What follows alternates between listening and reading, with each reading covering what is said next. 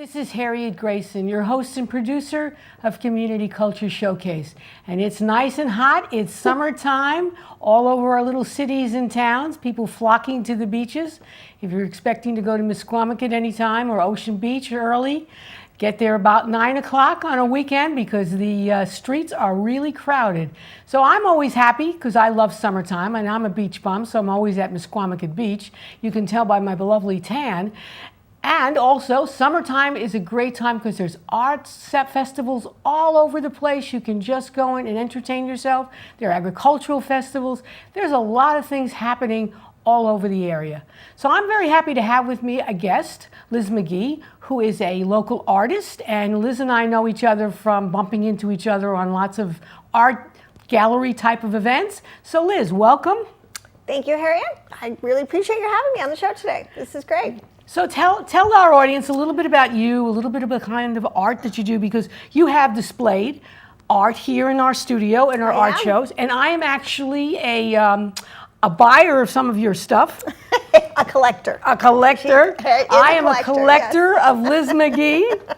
So tell us a little bit about your stuff. Well, I am a watercolor artist. That is the genre that I work in. I don't do any other medium. Okay. I'm pretty loyal to my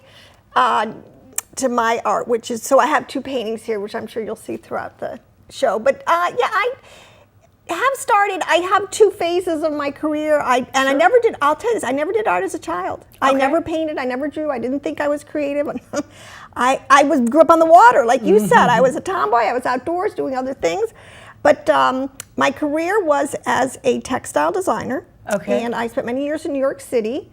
I actually published a book of wall coverings and fabrics with Schumacher and Sons and worked with Waverly, and I became very interested in the arts. I kind of got in the back door. You know, that wasn't as intimidating. Yes, it wasn't as intimidating as being like a real artist. I didn't think I could do that. But actually, after working with color and texture and all these things for years, I thought, oh, I'm gonna try one of these things, and I started taking art at the Lime Art Academy of Art then. Right. And took a few classes, and I love watercolor. And then from that, it was great. I did it. This is in my early 20s, so I painted quite a bit, and I was showing locally, and I was showing in New York and different things. And then, of course, I got married, which is great. And that counts phase two, and I got married and had children, of course, so that I call that was my life before children. Then we had the life of children, right? Yes. And now, one day my son, actually I have two boys, we were talking about that, you have two girls. Right. And one of my younger son, he came in, he said, Mom, okay, it's time now. He said, you can go get a life because you're done micromanaging. I'm a teenager, my older boy had already gone to college, and it was like, all right, well, I guess I am. So I went back to my painting, and that was about 10 years ago. So I have this body of work from the last 10 years that okay. Very good. I'm very serious, not a full-time artist, so it's great. Okay, now let me ask about, because I'm always asking questions of artists. I'm an author, but I'm not at all a visual artist. So what draws you to a particular genre or medium that you use when there's so many other kinds of medium that you could possibly choose from? You know, and that's an interesting question. I don't know. I remember, though, I think watercolor suits my personality. I love the transparency of it. It's light, it's airy, it's very, I think oils are very heavy. Even though we're considered watercolors, I'll tell you, we're considered like the stepchild. Or, you know, like the distant cousin of oils. They are especially in New England, which is very traditional. Yes. You know, there is a hierarchy. Okay, but that's fine, and I think that's really overblown and everything. But watercolor, I remember my parents had a painting they bought, actually, it's funny, off the road in Buffalo. It's another area of Ontario. And we used to go into Canada. You should tell people you came from Buffalo. Yeah, I came from Buffalo, which Harriet did also, and so has children there, so we have a lot in common. But they bought a painting off the side of the road from an artist called, don't blank on me, Carolyn Blish, who was early in her career, but she morphed in this famous, really world famous artist. And so the painting hung up, intrigued me all growing up. I loved it. The way she captured the light, the way she did it, everything about it was like, I said, like, I'd always think, gosh, if I could ever do that. Oh my gosh, if I could do anything, I want to do that. So, you know, in self-fulfilling prophecy, I did. I did learn. And she was a watercolorist. And she was a watercolorist. She was famous. She did a lot in the 70s and 80s. And my parents, she went on and had quite a successful print career. Many people had her prints. And so, yeah, that's sort of one of the little anecdotes along the way. That's interesting. That's true. And when you went to, but you dabbled when you went to the art academy a little bit with this and that, no? Not particularly. Textile design. Oh, this is kind of funny. My dad, this is kind of the early 70s. I don't know. Okay. I was in the School for American Craftsmen. And even though I did morph into industrial art, originally, I mean, it was a little hippie-ish. It was hand weaving and dyeing and very kind of impractical in hindsight. Yes. Right, but we don't. But you were young. But I was young, and it was a different era and season, and it was great. But I did learn again, working with color, working with texture, design, shape. There's a lot of elements. There's a lot of ways you can develop. You know, a lot of people go on at being an illustrator all their career and go on and have an art career afterwards. There's a lot of ways to. Yes, absolutely. There's no traditional, there's no absolute set in stone way. And why do you say that watercolor is considered the stepchild? It's like there is a watercolor society in Connecticut. Absolutely. Oh, national, and I've been showed with them, international. But it's just that watercolor, see, if you look at my works, oil is older. I mean, seriously, if you're going to go on, Turner was a big one in I think it was about the 16th century, I'm not sure, who really kind of put watercolor on there's a history to the development of paints and things. Oh, okay. You know, there is, but I mean, I think they've always had sort of a watercolorish type of look, but seriously, I think that it has to do a lot to do with the development of the paints and the materials themselves. Oils are, for some reason, gouaches, different things were mastered earlier chemically, and there were people that would made them, and they have a sustainability to them. But I think, you know, today with the technology, the paints, everything, I mean, I consider watercolor, my watercolors are done with permanent paint. You know, they won't fade under glass in archival mats and things that last hundreds of years. Okay. See, so they think that an oil's going to last forever. I see. So and that a watercolor won't. But see, that's old thinking. That's old thinking. That's old school. Let's get up to speed here. Yes. They have totally transformed the paints and everything, and they'll last as long. And you know, just they're under glass. But many arts are. Pastels are under glass. Right. Exactly. Drawings are under glass. We have drawings that are hundreds of years old. Do you teach at all art? Yes, I am a watercolor teacher, instructor. I've been for a number of years, and it's really great fun. I do classes at the Senior Center here in Groton. Okay. And at the Estuary Senior Center down in Old Saybrook. Okay. So I do teach twice a week. Right. Is it only seniors who are your... No. That's a misnomer. Everybody says, you have to be 65 to come and show up? No, it's just that those are facilities that have...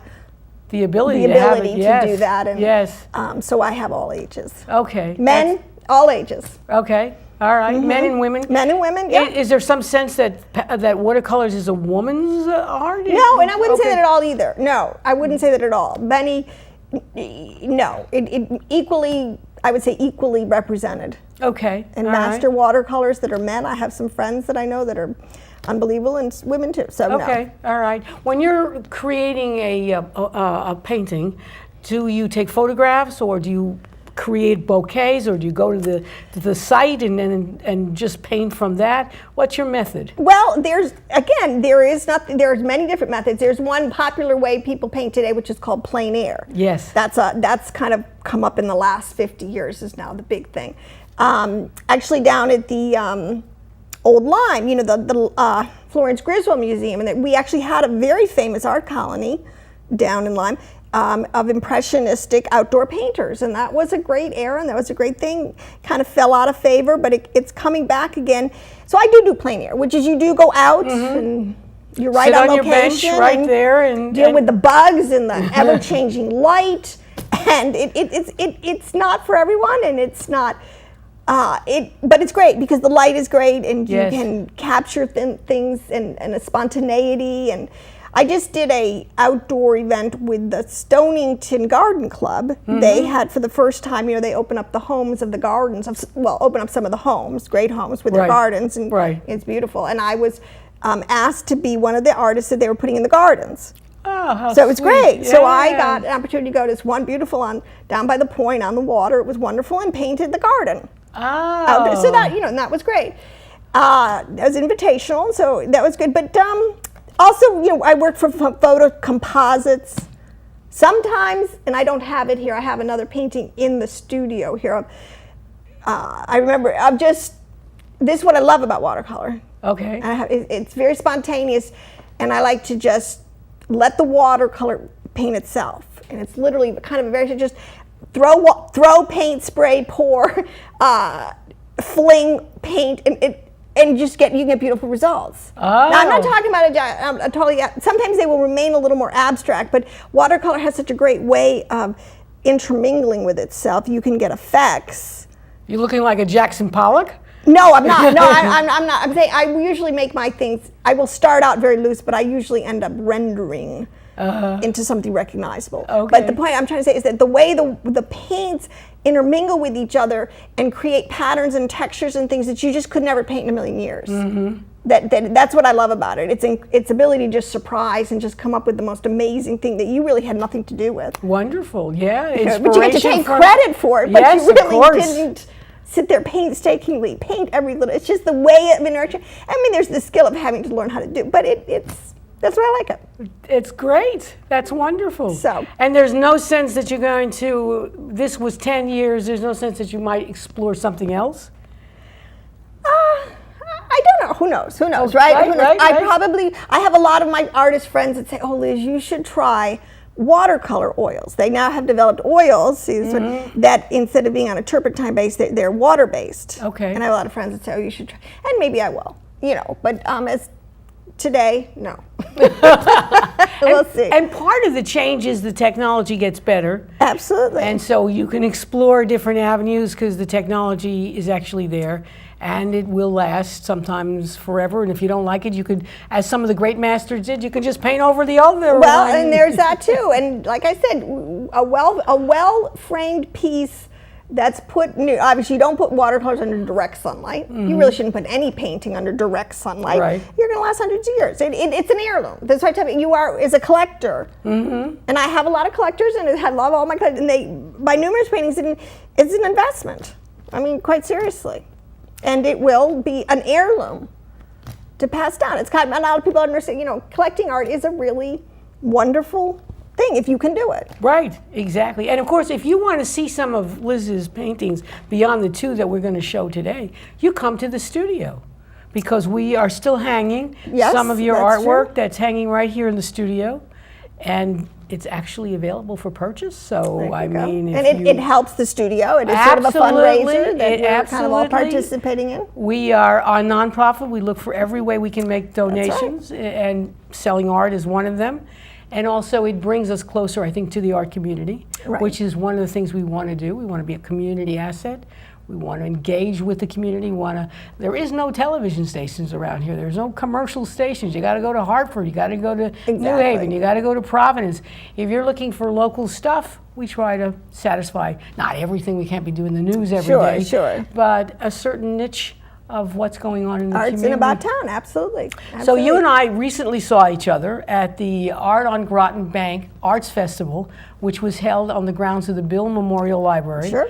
Beautiful historic library. Everyone, you don't have to be in Groton. You should just go, drive there. It's on a lovely, literally the bank. The bank is not like a bank where you go and put money in. It's the bank of the river. Right. And it looks down onto the river. And actually, if you walk down to the river, you can actually take one of those ferries. The water taxi. Yes. The water taxi. The new water taxi. To New London and to another part of Groton, I guess. It's 3 stops. I think it goes to the city pier in New London, over to the Fort Trumbull, and then comes back to Groton. So it does this little triangle. And you can go ahead and you can get off. Yeah, absolutely. And I've done that. It's great. And there's lots of lovely art stuff going on in downtown New London on Bank Street. Absolutely. Yeah, there's galleries. There's the Maritime Museum that's right there. The Custom House, another great historic building. Absolutely. 19th century building, gorgeous building. Have lovely exhibits there. Can kind of spend money, get involved with our local community, because that's important if the community is going to continue to be viable. Well, arts have always had a great revitalizing history. And I'll give you I'll give you two examples quickly, but I did want to touch Art on Groton Bank, which I did just participate in this Saturday, and Harriet and I saw each other again there. This is, okay, so Mystic, our whole coastline actually is very famous for arts. I mean, we have Mystic as the big arts center. Westerly is, Essex, Chester. We have quite a bit of, you have Lyme. These are great. Well, Groton, there's a string, if you're an artist, like summer shows. You can go all up and down the coast and do summer shows. But Groton, you know, when you skip over, you kind of maybe do Niantic and then you get up to Mystic. But Groton, we're getting ourselves on the map here as a very viable art festival, and we're doing always the third Saturday of July every year. We just did our 10th year, so we just did our 11th maybe. But where it's located, people don't understand, Groton is like a little jewel. We have this little spot called our Groton Bank. It is so historic. It's actually beautiful. There's great buildings. There's a lot to do for a family. So it's you know, it's not just an art festival on the one day. You could do, like I said, do the water taxi. There's on Thames Street, besides eating a pulse pasta, of course, that's right. You have a lot of historic homes that are open. Yes. You have, the whole bank itself is very historic, and we are right at Fort Griswold. You have to do the museum, and you have the big obelisk there. So there's a lot to do, and then it's one of the stops that people should make in their summer, especially with their kids. Come and explore Groton Bank. There's quite a bit of history. It's very pleasant. There's a lot to do.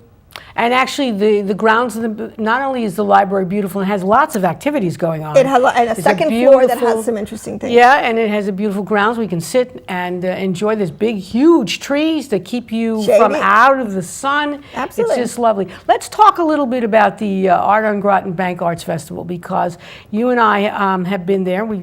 I've been there a couple of years. I bet you've been there a few years. It's an attempt, a very good attempt, to shine the light on local artists.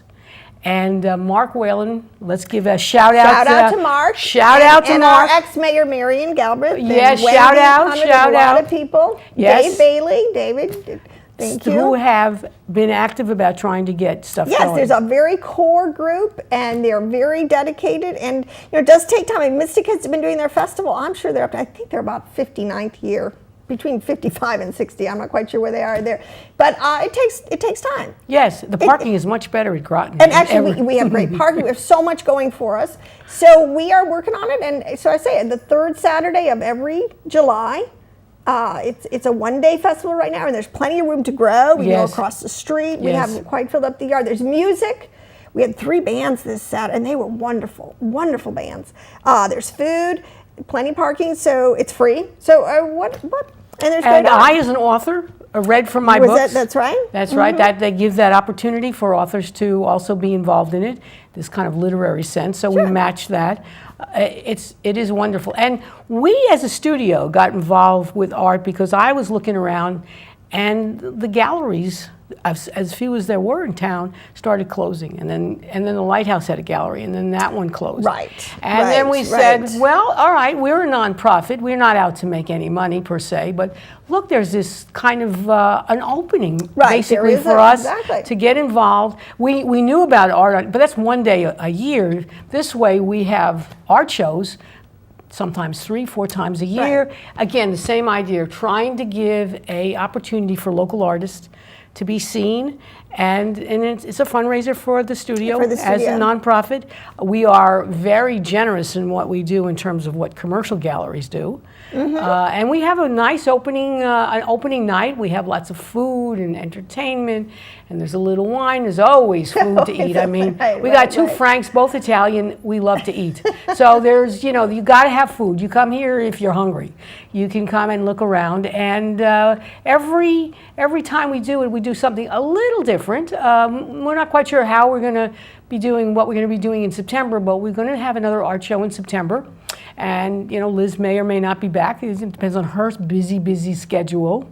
Well, I can't see why not, but talking about it, I talk about one more group that I think we're both a little bit affiliated with in terms of the arts and being a revitalizing is Westerly. Westerly has a great gallery called the Artist Cooperative Gallery of Westerly, which I'm a member of, and they're just going into their 25th year, which is a big deal to have such longevity.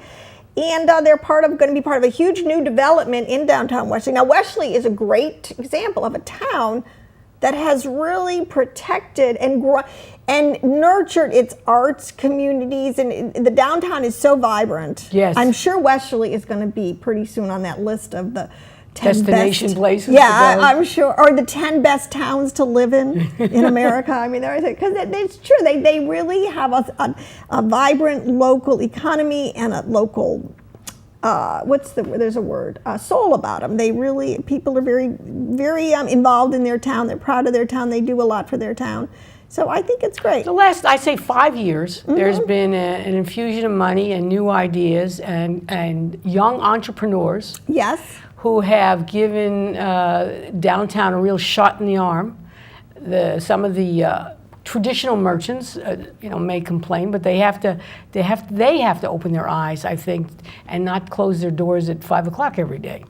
Right. So, and that has been part of so the big push has been on restaurants, and there's quite a number of restaurants downtown. There are very good restaurants. And there's the breweries, there's some good, it's got a lot to attract just about everybody. Exactly. Gift shops.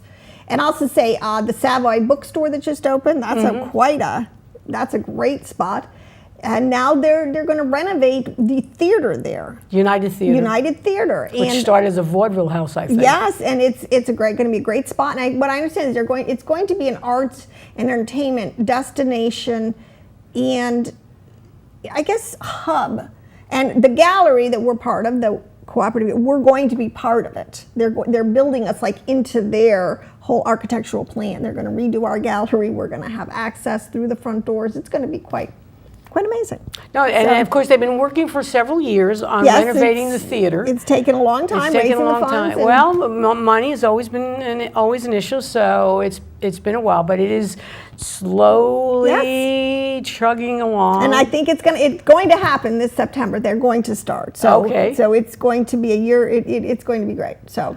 And we're looking forward to that. If we're going to go out there and plug Westerly, we can also talk about the 125th anniversary of the library in Wilcox Park. Absolutely. West has a great library. There's that wonderful library. And when you were talking about clubs and stuff, there's the Knickerbocker Cafe. Yeah, that's historic. As a kid, absolutely. It's way back. That's right. So that's been renovated and is made into really a club destination. Famous artists. Famous artists are there. Putting out their music, and it is, I haven't been in there actually. I have to go in and check it out, but that's one. And so, yes, it's really done itself well, and it is because the City Fathers and the Downtown Business Association has recognized the importance of art and artists in being a place where people want to come to. Yes, and you can see it in Mystic. Again, we have the new museum.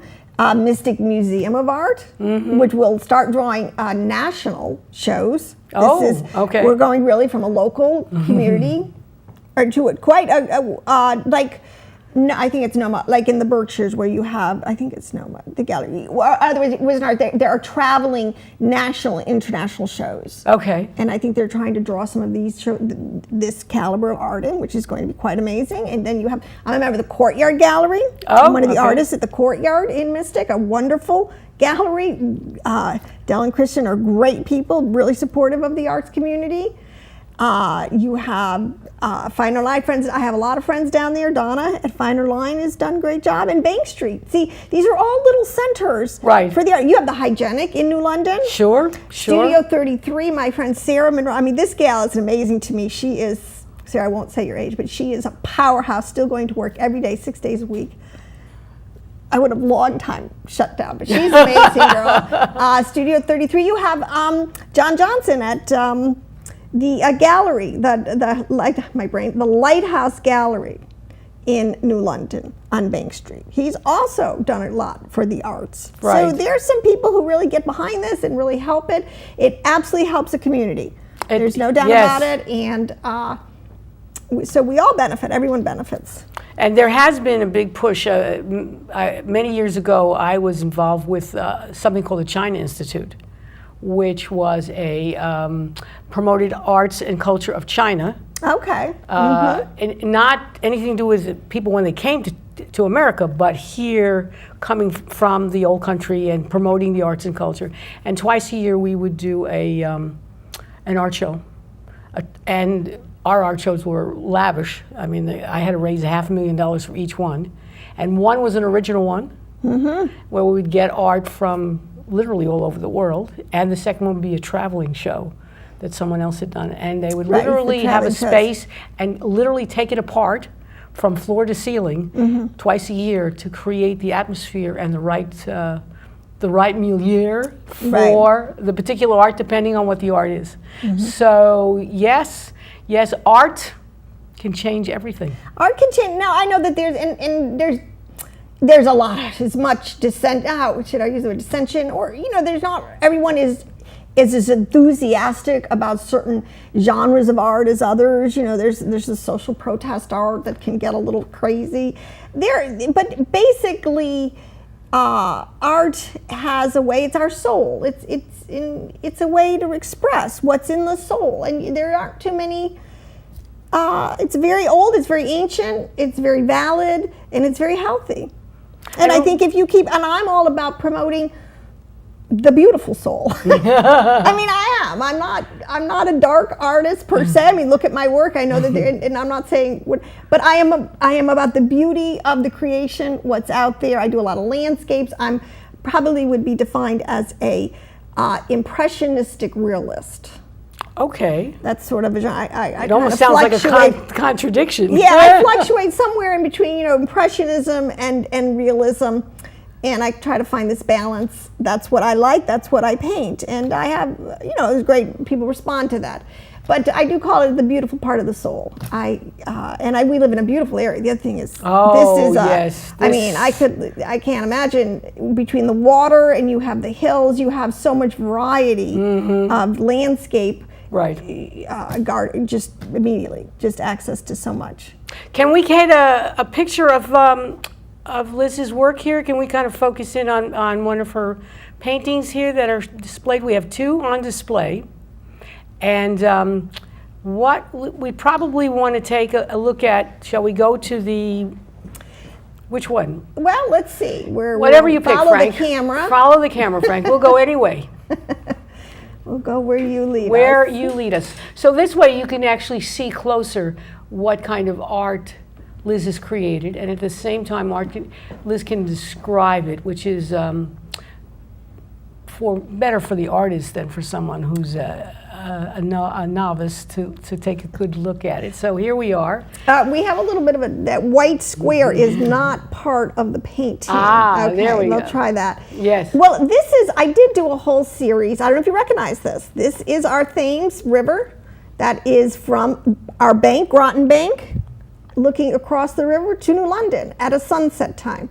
And of course we see one of our submarines going out. Okay, yes. I call this is the silent service. I did a whole series of submarine art because I have a lot of friends, as I'm sure many people do, who are in the submarine community. And it was sort of a way of honoring, and I also found it in my history. I have family that goes way back 100 years. One of the first ironclad submarines was actually a family, is in my, so I thought, oh my gosh. Oh yes, absolutely, absolutely. So this one actually won a prize. There was a big, in the city of Groton for the 100th anniversary of the submarine service. Summer service. And this won first place. Yes. In that. So that was great, and that was a great honor. But this is just this watercolor. It's very tonal, meaning it's very limited palette.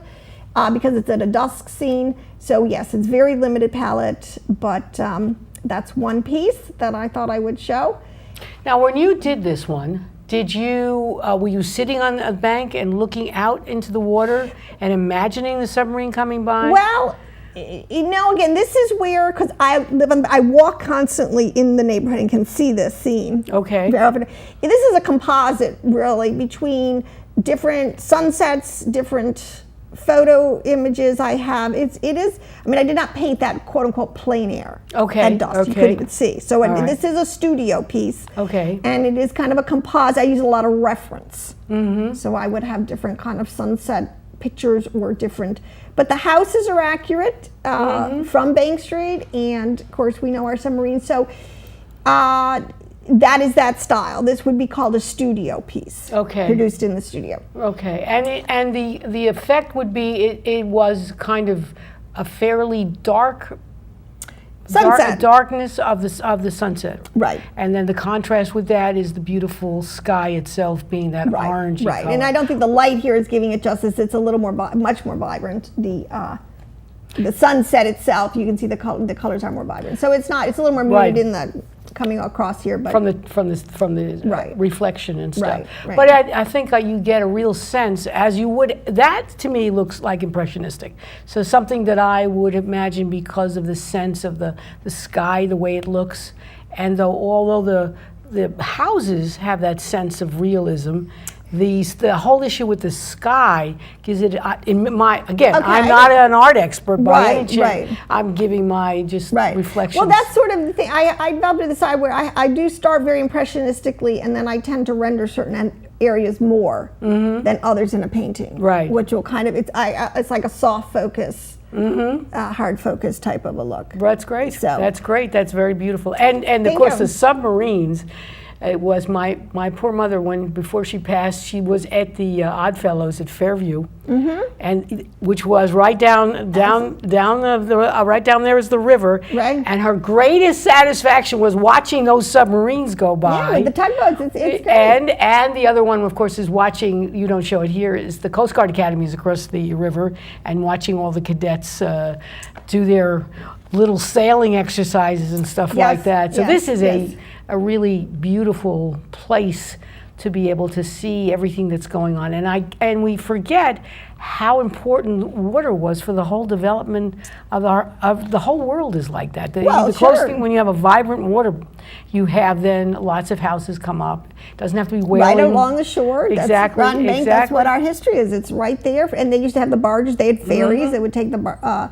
Before the bridge was there. Before the bridge was there, there's quite a history. Right, Between Bank Street and Thames Street. Right, exactly.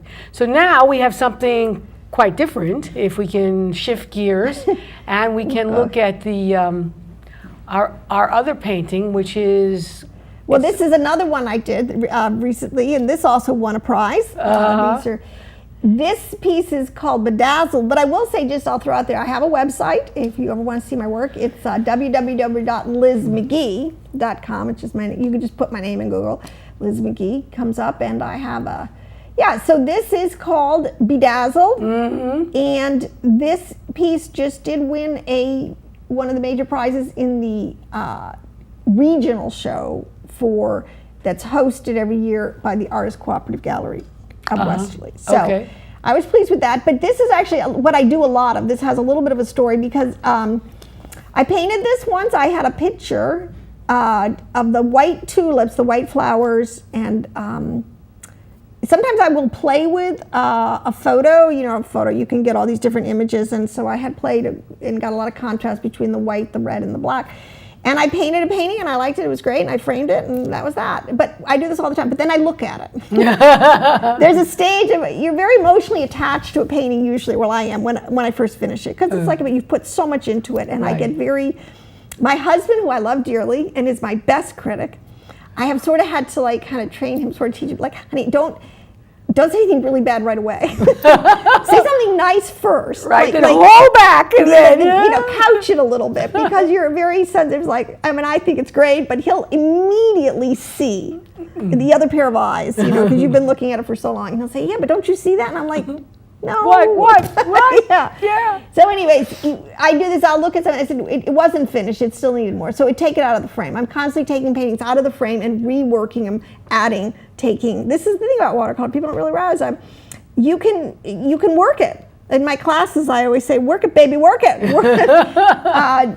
So I took it out and I added all of the little critters, the bee and all the little ladybugs, and a lot more of the little drops in there. There's quite a little animal activity going on. You can't see it all, but and that just really made the painting. It just needed a little more life to it, and of course the bee. If you work close, it's very rendered, very, very rendered, and so I call it Bedazzled, and I was kidding around when I had won the prize and put it on Facebook that I should send this to, well, actually, we had just gotten a packet of seeds from, I can't remember who it was. Maybe it was General Mills, or a big campaign to save the bees. Oh, okay, yes. Because that is a big issue. You know, right, yes, losing of our bee course. population, we're losing our flowers. It's a big issue. So yes. they were giving away packets of wildflowers, which attracts bees. So I was like, well, you want to use my Painted Bedazzled? I'll help you make it the poster child of this whole effort. So, anyways, did anything ever come of it? Oh, I never did it. Really. Oh, you so should. I know. I should. Absolutely. There's so many should. Absolutely. They can make a postage stamp out of it. Exactly. Yeah. Yes. Well, hey, maybe it will happen. We'll see. But that's sort of the story. So I like it much better. I do this. I really do. I have another piece called Lost and Found, which again was this tree, a beautiful tree in the road, and it had a great shadow with it. And I framed it, and I'm looking at it. It just needed something. And my husband, like I said, he's got that eye, the eagle eye. He said, well, you ought to put a dog in it. Oh. So I did. I took it out of the frame, and I put this golden retriever looking at, because I had put on the tree this sign that said Lost, and it had a picture of a dog on it. Oh. So once I put the dog looking at his own sign, Lost, it just sort of made a connection, and it became a great, a much stronger piece. So there is an evolution. I tell artists, you're really never done. You don't have to ever be done. Okay. You can keep being creative, working it. Yes. Adding, subtracting, it's a process. Okay, yeah. So, I mean, is there something you did 10 years ago that you still have that you want to rework? Sometimes I'll do that. I mean, I do. Is that common with artists generally? I don't know if it's, I don't really know if, I think so. I have a lot of, I've heard, say, I took this one out of the frame and added this or this. So I do think so. Okay. Because a lot of times, once you distance yourself, you have to get unemotionally attached to the piece before you can really see it critically, or I do. And then you begin to see, it's like, that shadow is, you begin to really sort of see things that you don't see right away. Right. It's like anything. I think that's... Well, I think it's with writing too. You have to pick it up again after and say, oh my gosh, I can't believe this sentence is a mess. Let's fix this. Right. You edit and edit. Edit and edit and edit. Exactly. Yes, exactly. And then you even, famous artists, writers, take their books back or the next edition and revise of it. Exactly. Yes. So really, we're even talking fiction the same. like that. Yes, exactly. Well, because you're looking for that perfect moment. So you want to be able to say something that, it isn't like it hasn't been said before, but it kind of, depending on the genre of whatever you write. So I write mysteries. So I want to kind of hook you onto my character, and I want you to fall in love with him and kind of want to know what's going to happen to him, the good, the bad, the ugly. So I want you to be attracted to Sasha Perloff, who is my quirky New York City police detective, born in Russia, actually... I wrote this book 10 years ago, but President Putin of Russia is actually a minor character in my novel Loose Ends. And then I picked up you don't do this, but I, as a writer, and writers have done this, is to get a pen name.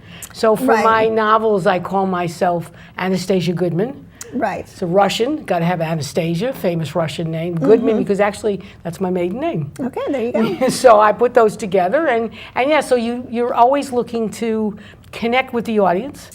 And develop your character. Right. Writers have a different method of doing it than artists. Right. In fact, artists have a harder time of visual artists because you can start a book and you can read a bit about it and it gives you some time to get caught up in it.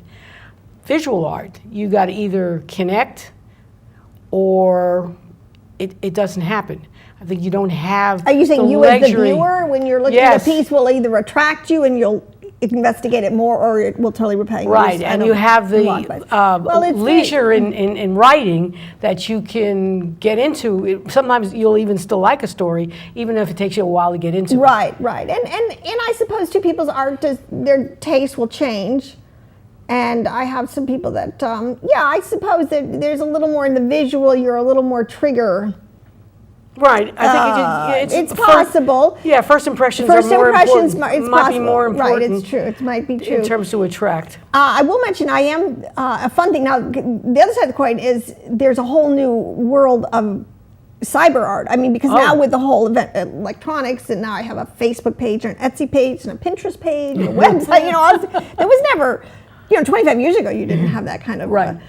But all this is available, and so you can really become international. I mean, you have a much broader reach very quickly. Right. I'm going to be, next week, I'm going to be a featured, which was really kind of fun.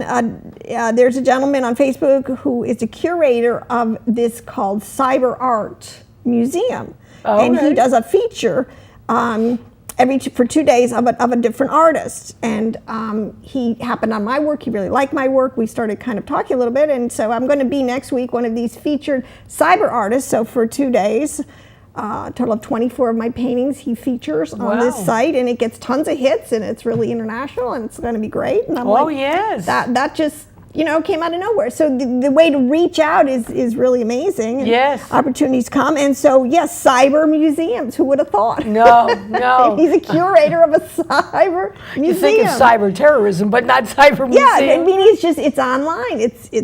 It's not, you're not. So it'll have all my information if people want to contact me, but it's just, again, that's a whole new yes animal that's just popped up. Right. So it's quite fun. Yes. I was also just want to rehash for people, so if they're making their summer plans, we were talking earlier about all these wonderful art festivals that are happening all over the area. So I'd say the beginning of the art festival world is the kind of virtual art festival, which happens in Westerly, in Wilcox Park, usually 2 days, the weekend of Memorial Weekend, which is basically the beginning of summer. Mm-hmm. We get all our visitors, our population triples, everybody heads to the beach to go ahead and enjoy the sun and the surf, and also then, of course, to go around and look at all the artwork. And that's been going on for many years. Then in July, we have this Art on Groton Bank, which has been at least 10 years going on. So do you have any other kinds of shows that you can think of? I will, but like I said, because you can go up and down the coast. Every weekend you can go, well, I won't say every weekend almost, to a very established art festival on the coast. So you have Niantic, Old Saybrook, you have Mystic. I know you can even go down farther towards New Haven, and you can go up more into Rhode Island. Mm-hmm. So I said, like Groton, Art on Groton Bank, we're developing ours here. But in Old Lyme, on the last weekend of the last Saturday of July, I will be part of the Old Lyme Midsummer Festival, which is another huge festival, and does a great job, great core committee there. And because Lyme is very much of an art. Oh, you have the Lyme Art Association, you have the Flo Grizz, you have the Academy, which is now actually, I understand, part of the University of New Haven, I believe. Oh, is that right? Yes, it has hooked up now, a little more accredited with I believe it's the University of New Haven. And then you have like the Old Lyme Inn, you have some very historic buildings and things. The library there, the Phoebe North Griffith Library. Anyway, so I'm part of what's called the Old Lyme, the Fence Show Artist. And this is fun. This is my favorite show of the year, bar none, because first of all, it's Parisian. We set up fences, snow fences. And there's about 36 of us artists, and we all get like about 15 feet, and you just hang your art on a fence. Okay. So it's kind of amazing, but it's very, this is like Parisian, where they would, put the paintings out on the street. You would just kind of meander, and everybody would have their paintings along the streets, right? Yes, yes. So it's very fun. It's very Parisian, and so that's my favorite. So that's going to be July 29th down in Old Lyme, and we are as the Fence Show Artists. I will be at the Old Lyme Inn. That's where we set up our little. Wow, that's a good location. It's a great location, right across from the Lyme Art Association. We're right by the Flo Grizz, so it's a great little hub. Tons of activities, food, festivals, music, fireworks. Wow. This is sort of where people go with these festivals, and it's great. We need this family entertainment. You need. Communities, everybody benefits. Great things for the family. Sure. And I have a lot of collectors come back here every year. I'd be a collector. I mean, it's it's great fun. Yes. Okay. So that's really that'll be my life. I'm not doing Mystic this year. I kind of I have a lot of family this year. So my son's coming in. So I have that. This isn't a good year for that, but when is the Mystic Arts Festival? It is usually the second weekend in August. So, okay. Which I'm not 100% sure on the date, but it's okay. The second Saturday and Sunday. Saturday and Sunday. That's a Mystic. 2-day festival. Some right. are 1, some of them are 2, and then you always have your galleries. Right. Right. And they're all having all kinds of events. Now tell us, you're having a September event in the Westerly Arts Cooperative? Oh, well, Westerly, I'm a member of the Artist Cooperative Gallery Westerly. We are She's a member of so many things she has to think about really straight about. Well, yeah, no, I don't know how to say it correctly. I don't know. I tend to talk too fast, and so I tend to. But Westerly, this gallery is a co-op, which is a little bit different in the sense of it. The members all run it together. Okay. And it's on 25 years, which is a milestone. So sure. we're going to be having a big celebration. A lot of things going on, and also Westerly is bringing in this murals. Yes, that's a huge. And also in September. They're bringing in this world-class group. I forget what the name of it. But the idea is to make murals, to paint murals in downtown businesses and homes, because there's, in downtown Westerly, oftentimes there's a shop on the bottom and there's residential above. So along those 2-story, most of them are 2-story buildings, there'll be some murals actually drawn. And this is very exciting because this has another great history. Now, there's a gentleman who started this in a town in New York, and it transformed the town, and it made it become a destination town. I mean, it birthed because he went in and somehow organized, and they painted these incredible murals in this historic town, and it just became quite an attraction. People started flocking to this whole day. So Westerly, and I have been. I'll say one more plug here. I gotta say one thing. I'm the featured artist this month of July. I have a whole cadre of my original paintings are at the Artist Cooperative Gallery of Westerly this month. Okay. And I'm what's called the feature wall artist, and I have, probably 20 of my originals there. It's a nice little show. So if you want to see my work, it's downtown, not too far from the train station, and a lot of restaurants right around there. And it's a pretty big area to begin with. I mean, you started out, because I've lived in Westerly since '99. You started out like a little area. Closer to the to Dixon Square, right? And then you've been expanding, and this, of course, this United Theater thing will then be even a larger expansion. Right, but I do want this mural is going to be very interesting. We had at the opening, which I had for my art show, but they also had the murals. They've done mock-ups of the murals, so they're going to put up on. And we had a special showing for this, and you should see them. They're going to be fascinating. They're very historic. Okay. So actually, they have one of the Knickerbocker. In its old days? In its old days. Okay. Yeah, they're going to be great. They're very historic looking. They're going to be very well rendered. I think it's going to be again a great revitalization and make a great talking point for Westerly. They're going to get a lot of mileage out of it, and they're going to bring in a whole team. It's going to be quite an event. So it's going to be fun. September in Westerly in September is going to be hopping. Yes, definitely, and that's good because most of the tourists leave, so then the traffic isn't impossible. But the restaurants are still out and about. And it's a great month, yeah. And if the weather is nice, you can still sit out. And we have a lot of restaurants and places downtown where you can go ahead and sit outside and enjoy the river, because that's the nice thing about downtown Westerly. Pawcatuck on one side, Westerly on the other, divided by the Pawcatuck River.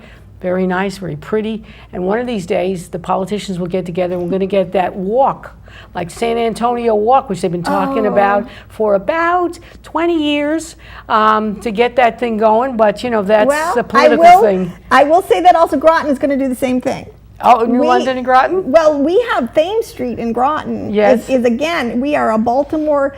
What do they call? What's the one in Baltimore called? The walkway they have. Okay. Very famous. Yes. Yeah. We have. It's just perfect. We have the spot. We have everything needed. We just need to get our state and the people involved organized and committed, and just do this. Transform Thames Street. Yes. It does transform an area. Between the restaurants, you bring the arts. You bring small businesses. This is a no-brainer. It's a proven track record. Right. It's a win-win for everybody.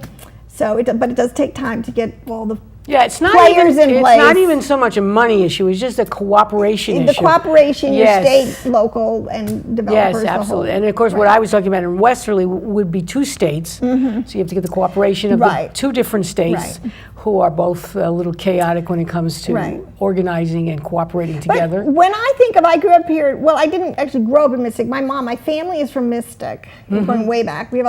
But we would come, and we grew up in Buffalo, New York, but we would come every summer to see Grandma by the Water. That's what she was, the Grandma by the Water. It was great.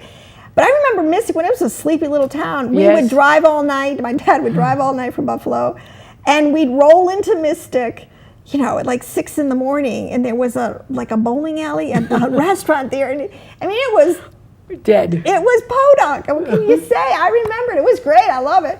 But and where it is today. Oh, yes. You know, so these things, you know, it does take time, but it is great for communities to work together, and using all the players, and the arts is one of them, to bring revitalization. I mean, this is seriously times we need to work together, improve our economy.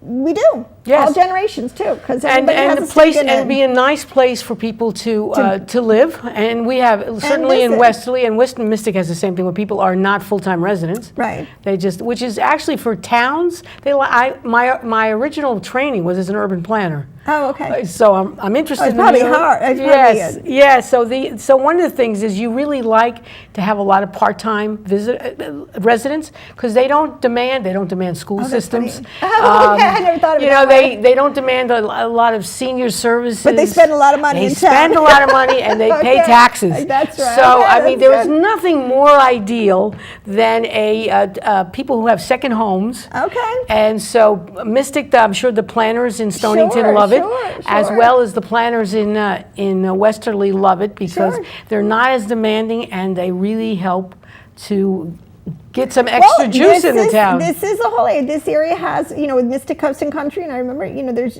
a tourist destination. You know, marketing can done well is an amazing tool. It's amazingly effective. Absolutely. And then of course, if you go to the Rhode Island state beaches, certainly Misquamicut. Yes. I would say probably 3/4 of the plates, the license plates of Right. the cars that are in the parking lot, are certainly not from Rhode Island. They're mostly from Connecticut, and we love that too, because out-of-staters pay more than in-state. I know. It's and a note on that is that my husband comes from an Irish family. His mom, 12 kids. Oh, okay. Amazing, and they have family reunions every 4 years, and so we hosted the last family reunion, and of course they came to Squamicut. Because we yes. had everything anybody Yes. could want. We had beautiful homes, and we had access to the beach, and we had a week with, I think there were like 144 of us. I mean, it's an amazing feat.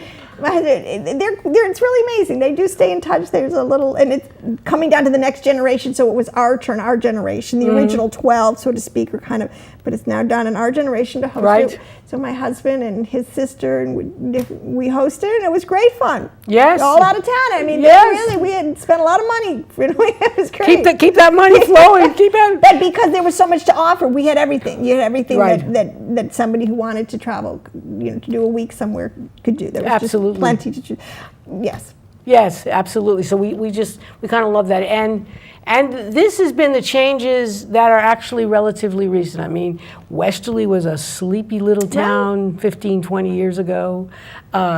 Groton, except for maybe the submarines and stuff, was not deemed to be, except for the Submarine Museum, not deemed to be a real place where things happen. But we are, and this But is they the are. part on Groton Bank where really there's a lot of community. It's time. I think Groton is coming into its season now. Good. Where there's a lot of culture, there's a lot of history, and it's a wonderful town to live in. I grew up in Groton Bank. My boys did. I mean, it's a wonderful area. Right, exactly. Wonderful. And the exactly. beach area down in Groton, you know, by our town beach, the Zabierski House, this area, wonderful spots. Right. University of Connecticut had Avery Point down there, some beautiful. Yes, lovely. In Lovely, fact, lovely, I'll give lovely. a plug for Avery Point. Is actually where my daughter was married. Oh, yes, see, it's beautiful. A lot of weddings. Absolutely. We looked around all kinds of places, and that was the best in terms of being offering. They actually got married Right. up by the water. Right. And then they right. walked into the Bradford House, and that's where they Right. had the reception. This is a glorious area.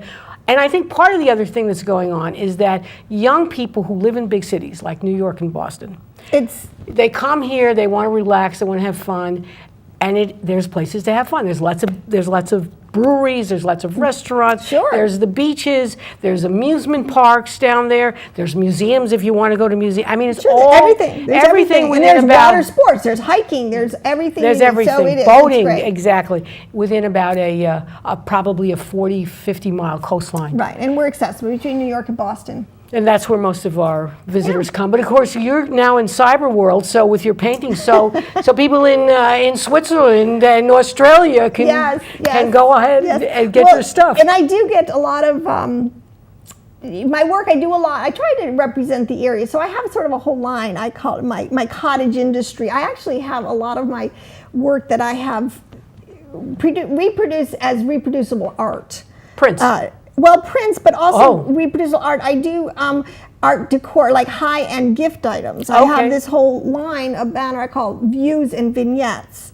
So I take a lot of my art and I put it on high-end giftware. And it's turned out to be very popular and it's great. And I sell it all over Etsy. But people who come to this area end up, they want something to take home with them. Sure. And a lot of people who leave the area, I've had many people buy, because I do have a large extensive prints, will buy 4, 5, 6 to make a whole collage of the area to remember it by. So again, there's a lot of ways that art can help serve people, and I think it's great that people, I don't know, I can say I'd like people to be blessed by what we have. I don't know. I really do paint for a viewer. I paint for somebody that they can just sort of enjoy it the way I can enjoy it. That's it. It really is. I want people to just enjoy the beauty, whether it's the sunset in here or whatever, because it is. Beauty is something that really elevates us all. Like I said, I paint from the goodness of the soul. It elevates us all. It's something that's positive. I think something we can all agree on. What's there to lose in the whole thing? Exactly right. So I want to thank you, Liz, for coming here. I'm glad we ran into each other at the Art on Groton Bank Arts Festival. We just happened to be next to each other or near each other, and we got the chit-chat, and I said, come on and do a show. Sure. Well, thank you for having me. It's been great fun. And we have wonderful stuff. And I want to invite our audience to come to SEC TV, to the studio, because we have we have artwork still on the walls. We want people to come on in, take a look. We have all kinds of artists. Liz's work is still right here in the studio, and we have a series of other artists. We're going to have another show in September, but in the meantime, you can stop by and take a look at the stuff. It's for sale, and we encourage people to come in and take a look. You'd be surprised how beautiful our studio is. People are, they look and think, oh, maybe it's going to be like in a closet or something. This is a beautiful physical space, and there's lots of opportunity for people to enjoy art right here in our studio. So I thank Liz for coming. And listen, folks, have a wonderful, wonderful summer. We'll be on the air with many more shows, and don't get sunburned, and make sure that you don't drink on the beach. Otherwise, love the area. This is Harriet Grayson, your host and producer for Community Culture Showcase.